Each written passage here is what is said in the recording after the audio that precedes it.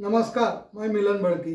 अधिक जनसंख्या एक ऐसी स्थिति है जहां किसी क्षेत्र में रहने वाले लोगों की संख्या उसके संसाधन की क्षमता से अधिक हो जाती है।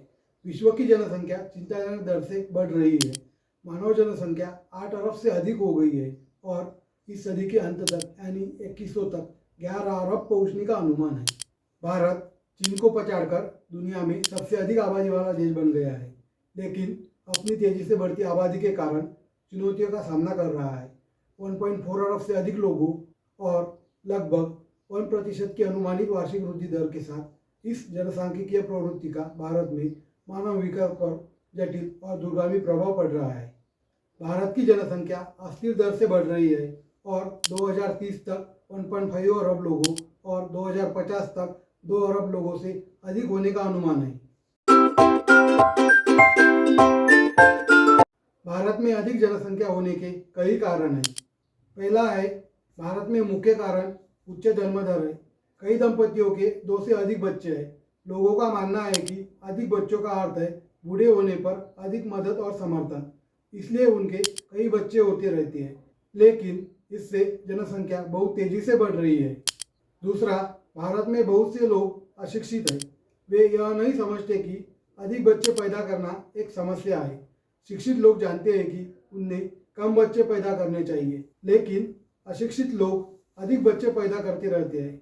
इससे जनसंख्या तेजी से बढ़ रही है। तीसरा है, भारत सरकार परिवार नियोजन को बढ़ावा देती है, लेकिन बहुत से लोग अभी भी परिवार नियोजन ठीक से नहीं करते हैं।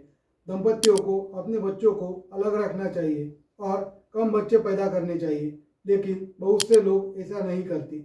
इसका परिणाम यह होता है कि जनसंख्या बहुत अधिक हो जाती है। चौथा है, अब भारत में लोग लंबी आयु जीते हैं। वे 70 या 80 वर्ष तक जीवित रहते हैं। पहले लोग कम उम्र में ही मर जाते थे। अंततः कुल जनसंख्या कम थी। अब लोग अधिक समय तक जीवित रहते हैं और इनके कई बच्चे होते हैं, तो जनसंख्या बहुत अधिक बढ़ जाती है। पांचवा है, अब बेहतर चिकित्सा देखभाल का मतलब है बीमारियों से कम लोग मरना। यहाँ तक कि शिशुओं के मरने की संभावना भी कम होती है। इसलिए अधिक बच्चे वयस्क हो जाते हैं और उनके बच्चे होते हैं। इससे जनसंख्या में वृद्धि होती है। छठा है, अब किसान नई विधियों के कारण अधिक फसलें उगाते हैं, तो अधिक भोजन उपलब्ध है। जब अधिक भोजन उपलब्ध होगा तो अधिक लोग जीवित रह सकेंगे और बच्चे पैदा कर सकेंगे। पहले कम फसल का मतलब कम जनसंख्या होता था। सातवां है, गरीब लोग अधिक बच्चे पैदा करते हैं। उन्हें लगता है कि बच्चे काम कर सकते हैं और परिवार के आय में इजाफा हो सकता है। अमीर लोग कम बच्चे पैदा करते हैं, लेकिन गरीब लोगों के लिए अधिक बच्चों का मतलब है अधिक मदद और आय में सहायता होना। इससे अत्यधिक जनसंख्या बढ़ती है। भारत में शहर बहुत तेजी से बढ़ते हैं, लेकिन कोई दीर्घकालिक योजना मौजूद नहीं है। नई इमारतें और सुविधाएं बढ़ती आबादी के लिए पर्याप्त नहीं है, इसलिए शहरों में भीड़भाड़ होती जा रही है। यह अत्यधिक भीड़भाड़ अधिक जनसंख्या का परिणाम है।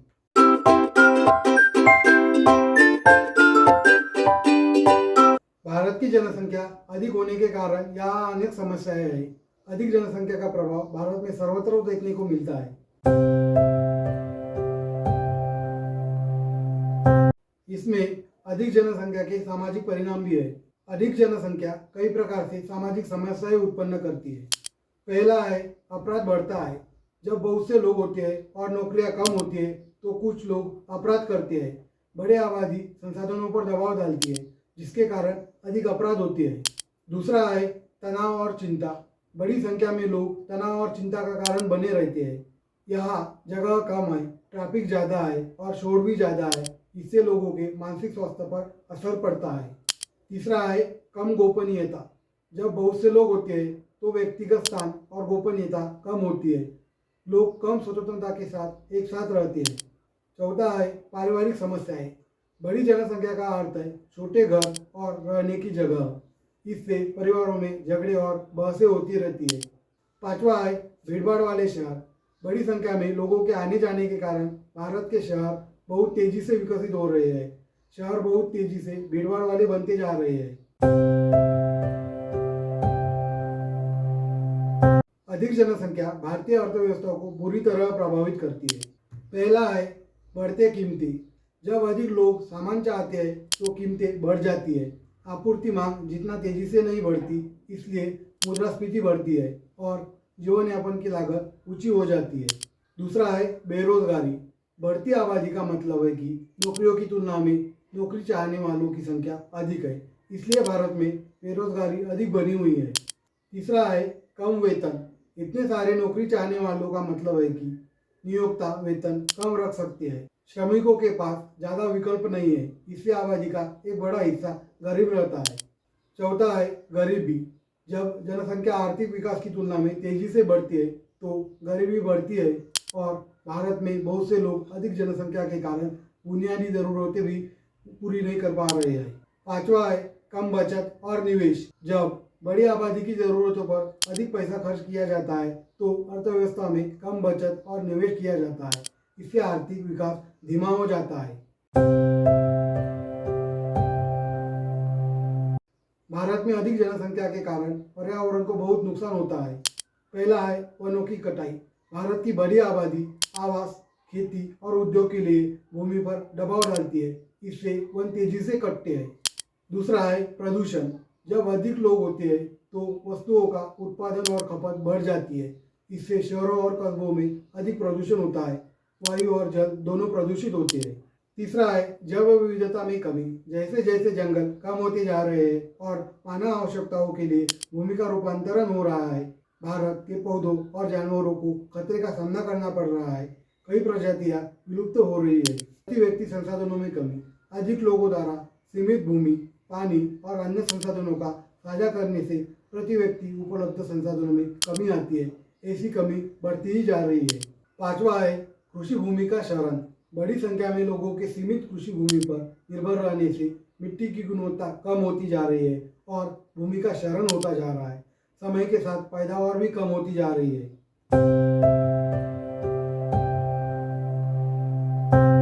बढ़ती जनसंख्या बुनियादी ढांचे और सुविधाओं से संबंधित समस्याएं पैदा करती है। पहला है बिजली की कमी। बढ़ती जनसंख्या के साथ बिजली की मांग बहुत तेजी से बढ़ती है, लेकिन बिजली का उत्पादन उसी गति से नहीं बढ़ सकता, इसलिए नियमित बिजली कटौती होती रहती है। दूसरा है पानी की कमी। भूजल स्तर नीचे जा रहा है, नदियाँ प्रदूषित हो रही है। उपलब्ध पानी से एक बड़ी आबादी ज़रूरतें पूरी नहीं कर पा रही है, इसलिए कमी है। तीसरा है आवास की कमी।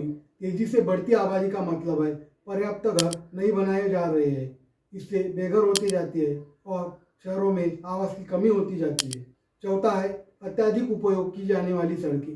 भारत की बढ़ती जनसंख्या का अर्थ है सड़कों पर अधिक वाहन, इससे हर जगह ट्रैफिक जाम और भीड़भाड़ होती जा रही है।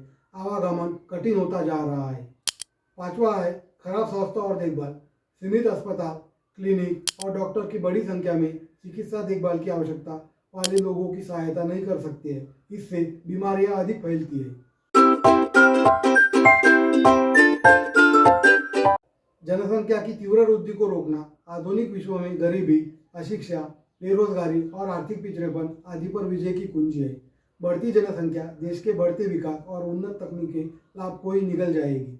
अंततः जनसंख्या में अत्यधिक वृद्धि को रोकने के लिए कुछ उपाय किए जा सकते हैं। पहला है परिवार नियोजन। एक अच्छे समृद्ध राष्ट्र के लिए यह आवश्यक है कि उनके निवासी स्वस्थ हो और उनकी संख्या देश की संपत्ति के अनुरूप हो। इसके लिए परिवार नियोजन के आधुनिक तरीकों और उपायों को अपनाना चाहिए। इनमें सरकार, गैर सरकारी संगठनों और नागरिक समाज द्वारा उचित तरीके से प्रचारित किया जाना चाहिए। दूसरा है विवाह की आयु में वृद्धि। लड़के और लड़कियां की विवाह में न्यूनतम आयु में वृद्धि की जानी चाहिए।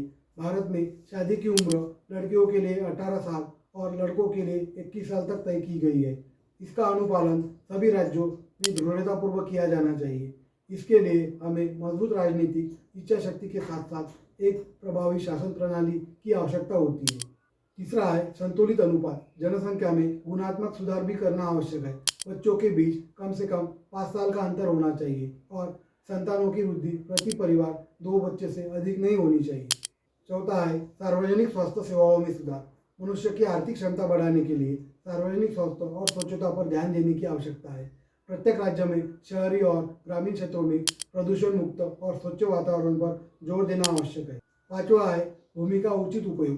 बढ़ती जनसंख्या के बोझ को कम करने के लिए भूमि के वैज्ञानिक या उचित नियोजन की आवश्यकता है। इस लक्ष्य को प्राप्त करने के लिए कुछ मापदंडों पर जोर देना आवश्यक है। राष्ट्रहित में भूमि के छोटे मोटे क्षेत्रों का भी अधिकतम सीमा तक उपयोग किया जाना चाहिए।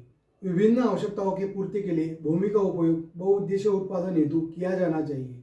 किसी भी कारण से भूमि को अप्रयुक्त नहीं छोड़ा जाना चाहिए।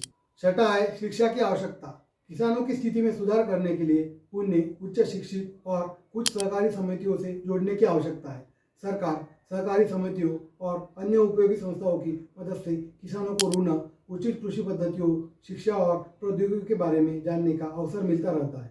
इस प्रकार उनमें ऐसा होता है कि निरक्षरता एक अभिशाप है जो केवल अभाव और विनाश की ओर ले जाती है। सातवां है उचित औद्योगिकीकरण। जिन क्षेत्रों में औद्योगिक विकास अभी तक नहीं पहुंच पाया है वहाँ औद्योगिकीकरण शीघ्रता से किया जाना चाहिए। लघु एवं कुटीर उद्योगों को प्रोत्साहित किया जाना चाहिए क्योंकि लघु उद्योग कृषि एवं बड़े उद्योगों के साथ साथ ग्रामीण एवं शहरी आय के बीच आवश्यक संबंध एवं समन्वय को स्थापित करते रहते हैं। अंतर को कम करके वे आजीविका के अन्य साधन भी विकसित करते हैं। इससे कुटीर और लघु उद्योग क्षेत्र में कई सहायक और नए आवासों का विकास होता है। गांवों में छोटे उद्योग बढ़ते हैं तो जनसंख्या का बोझ भी झेलते हैं। आठवां है उचित सहकारी नीतियाँ। शिक्षा, मनोरंजन एवं रोजगार के साधन बढ़ाए जाए। हमारी सरकार को ऐसी सार्वजनिक नीतियों को अपनाने की आवश्यकता है जो न केवल व्यक्तियों की संख्या को अनियंत्रित वृद्धि पर अंकुश लगाए बल्कि जनसंख्या के अनियंत्रित प्रवासन और शहरी क्षेत्रों में लोगों के बढ़ते केंद्रीकरण को भी रोके। सही जनसंख्या मिश्रण के लिए पर्याप्त स्थान और मजबूत बुनियादी ढांचे के प्रावधान के साथ पर्याप्त संसाधनों का भी उपयोग किया जाना चाहिए। नवा है परिवार नियोजन को बढ़ावा देना। परिवार नियोजन को अपने अधिकार के तहत देखने की जरूरत है। सही उपाय लागू करने होंगे। जोर जबरदस्ती से काम नहीं चलेगा। विचार विमर्श और अनुनय से ही सफलता मिल सकती है। दावा है जागरूकता बढ़ाना। भारत में तेजी से बढ़ती लोक संख्या देश की प्रगति और विकास में बाधक है। मौजूदा जनसंख्या को कम करना संभव नहीं है लेकिन हमारे देश की जनसंख्या में और वृद्धि को रोकना संभव है जिससे अधिक जनसंख्या के बारे में जागरूकता फैलाकर जनसंख्या वृद्धि की समस्या पर काबू पाया जा सकता है। एक बार जब लोगों को पता चल गया कि बेरोजगारी, गरीबी, अशिक्षा, अस्वस्थकर रहने की स्थिति, प्राकृतिक संसाधनों की कमी, पर्यावरणीय समस्याएं सभी अधिक जनसंख्या के परिणाम है। जनसंख्या वृद्धि पर नियंत्रण के लिए वे स्वयं से ही पहल करना शुरू करेंगे।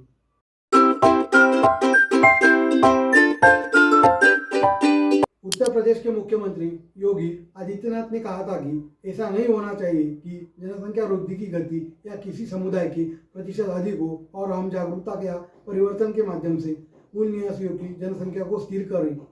इस टिप्पणी को बड़े पैमाने पर हिंदू राष्ट्रवादियों के बीच पुरानी धारणा को छुपाने के रूप में माना गया है। मुस्लिम हिंदू प्रभुत्व को चुनौती देने के लिए जानबूझकर अधिक बच्चे पैदा कर रहे हैं।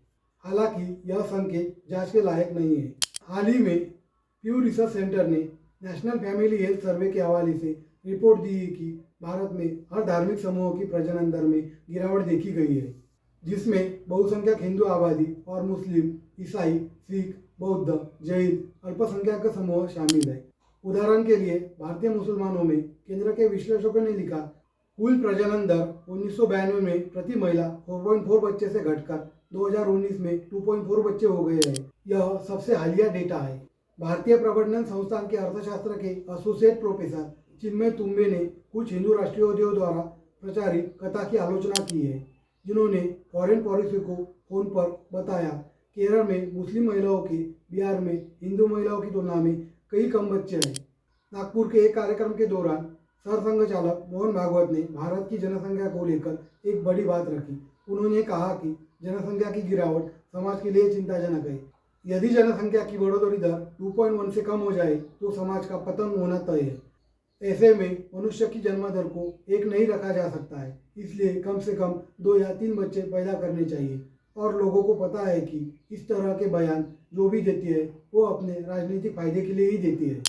दक्षिण कोरिया, मलेशिया, ताइवान, थाईलैंड जैसे पूर्वी एशियाई देशों जिन्होंने भारत की तुलना में बहुत बार में जनसंख्या कार्यक्रम शुरू किए, भारत की तुलना में कम प्रजनन दर हासिल किया, शिशु और मातृ मृत्यु की दर में कटौती की, आय में वृद्धि की और मानव विकास में सुधार किया। अधिक आबादी वाले उत्तर की तुलना में दक्षिण भारत में जन्म दर में गिरावट अधिक तेजी से हुई है। प्रोफेसर डायसन कहते हैं कि यह अफसोस की बात है कि भारत का अधिकांश भाग दक्षिण भारत जैसा नहीं हो सका है। सभी चीज़ें समान होने के बावजूद उत्तर भारत के कुछ हिस्सों में तेजी से जनसंख्या वृद्धि के कारण जीवन स्तर पर बड़ी गिरावट आई है। जनसंख्या बेलगाम वृद्धि निश्चित रूप से एक ऐसी समस्या है जिस पर हमारे देश को काबू पाने की ज़रूरत है। हमारे देश में अधिक जनसंख्या की समस्या को हल करने के लिए सरकार और गैर सरकारी संगठनों और समाज के लोगों को मिलकर काम करना होगा। स्पष्ट रूप से मनुष्य को दुनिया में अत्यधिक जनसंख्या को रोकने की जरूरत है। पृथ्वी की क्षमता सीमित है और हमें अपना पेट भरने के लिए इसकी आते नहीं खोलनी चाहिए। नमस्कार, मैं मिलन भड़की।